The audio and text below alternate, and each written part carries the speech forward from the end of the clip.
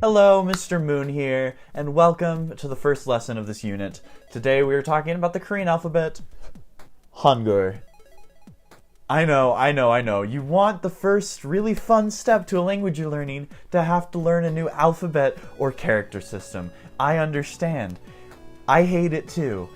It sucks, but once you get used to it, you end up loving the alphabet just as much as I do. It just logically makes sense for the way the language is spoken. It's almost as if the alphabet was created on purpose. Oh yes, fine sir. The alphabet was indeed created on purpose. More on that later. First, we're going to talk about the actual alphabet, because that's what you came here to learn. Let's do it. There's two categories to these, just sort of in English. There's consonants, there's vowels. In Korean, the vowels, mom. The consonants are called jam. A funny thing about the Korean language and the way that the alphabet of Hangul works is the way you have to write it. See, in English, we just separate our letters out. We just space them out as singular characters. In Korean, on a computer at least, when you type in an entire syllable, that shows up as a character. So where A would show up in one space, an entire syllable like dar would show up in another space. So, the way that this works is that there's this nice little grid that I made for you. The first letter is always a consonant in a syllable. For this example, we're going to use the digit. So, you place that there. And the next thing you do is put in a vowel. And it depends what type of vowel that you're using for the placement. So, if the vowel's base is a horizontal line, then you want to put it below the first consonant. If its base is a vertical line, you'll put it right next to it. So, for this example, we're gonna go ahead and go with the vowel ah. Now we have da. We wanna add some consonants to the bottom. We can add 1 or 2. We can't add 3, sorry. And we can't add 2 of the same consonant right next to each other. I will explain why in a minute. But here's what you do know. We can place consonants under this combination, up to 2 different consonants. And now, for the final thing, we're just going to go ahead and go with 1 consonant. And we're going to put in the real. And that's going to make dar. Yours truly. I got crazy eyes. So, let me just explain one more rule that comes with this. The sounds of certain jam change when they're placed on the bottom of a syllable. So, I will explain both sounds of each consonant for you. Alright, so the giek. It's kind of like a G or a K sound. At the end of the syllable, it gets a little bit harder. So for example, gak. For other examples, there's also Gwangju, or gong, or ge. Let me just explain this, and it's why I hate romanization, but in the back in the day, they would spell out Gwangju as Kwangju. So, say it with me now. It's Gwangju, not Kwangju. So the nian, it's an N sound, sort of like neat. 100% all the way through. Beginning, end, it's always an N sound. So like knowing, ne, na, no. The digit, it's a D sound. And when it gets to the bottom, it's sort of like a soft T stop. Or I guess it would be appropriate to say that this is a D stop. It just sounds softer than a T stop. So like dot da. The real, it's literally the bane of your existence. I have trouble pronouncing words with this. I've made a lot of examples out of this letter already, explaining that Garvey is not Galbi. It's not an R, it's not an L, it just is. It just exists. Basically, what I say to learn it is just to listen to a native speaker literally say the name of that letter over and over again, because that's the way the names of the letters are designed. But to help you out, hopefully my pronunciation isn't too bad, but I'm going to give you all some examples. So, radio, hallabong, sol. It's the hardest part of the Korean language. Everything else, totally easy. This thing is the hardest part of all Korean pronunciation, I promise. The miem, it's an M sound, that's it. Mom, maom, mom.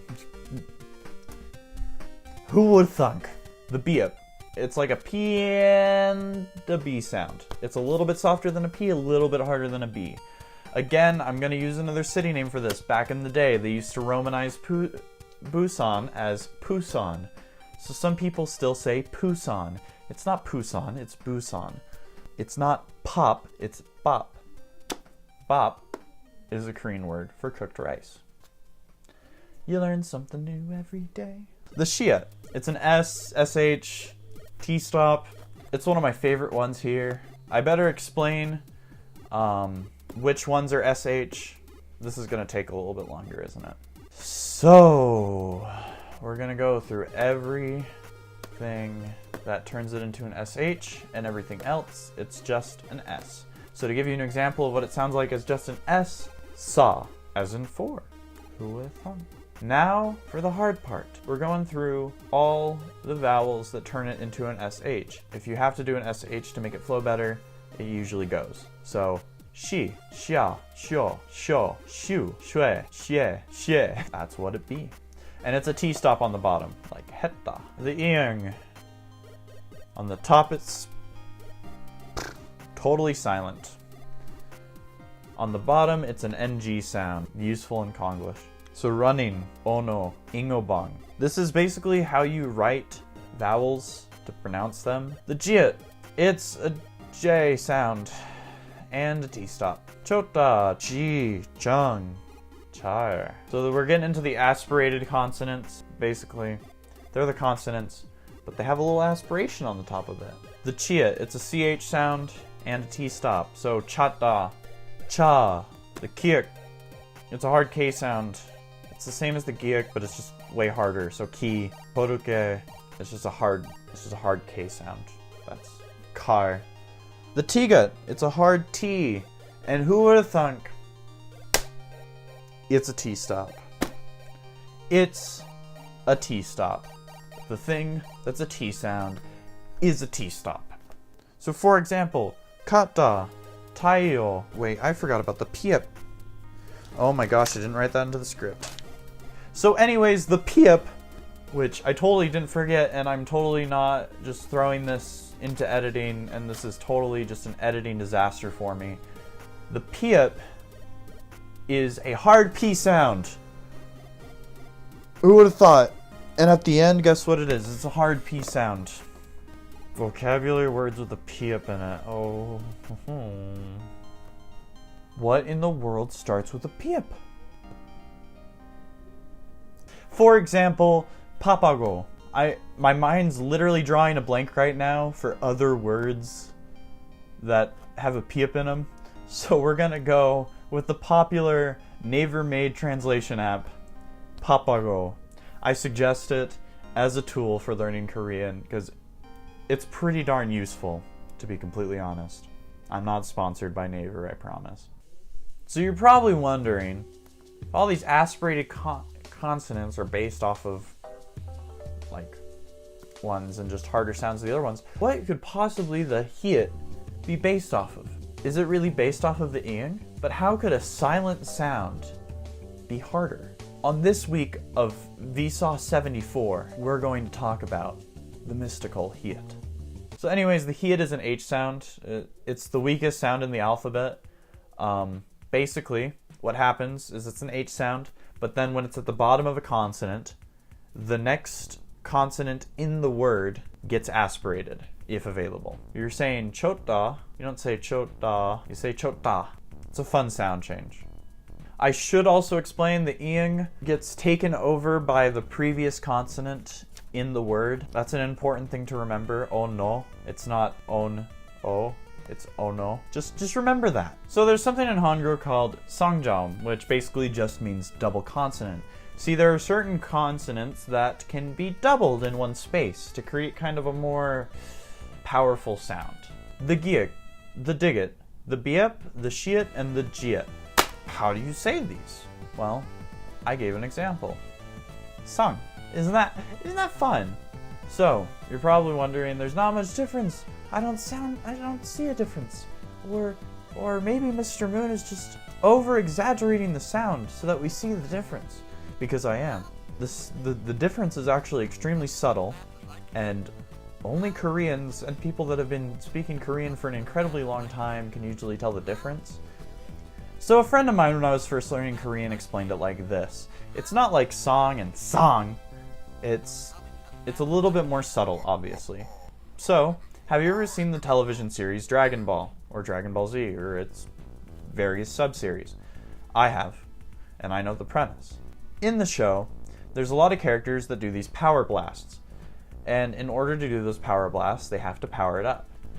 So, the way my friend put it was that the songjam was just the sound of that release. Just imagine you're powering up the consonant, and the sound is that release.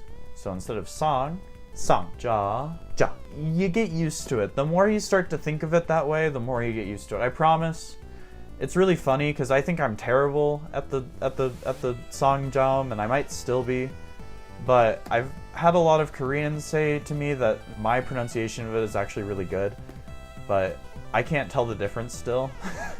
So basically, just get used to it, and I don't know. Maybe you'll suffer from the Dunning-Kruger effect. I don't have a clue. So let's move on to the moem, and this is gonna be real simple. I'm just gonna literally speed through this. Real blazing fast. Okay? Are y'all ready? Are you ready? O, U, I, wa, we, wo, we, yo, you, ya, yo. Good job. And this all put together is called Hangul.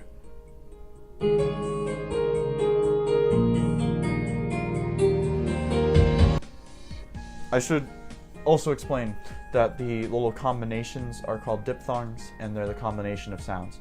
A quick tip to help you think of it easier is you are just saying the combinations of each really fast. For example, wa. Oa, oa, oa, oa, oa, oa, oa, wa. Wa.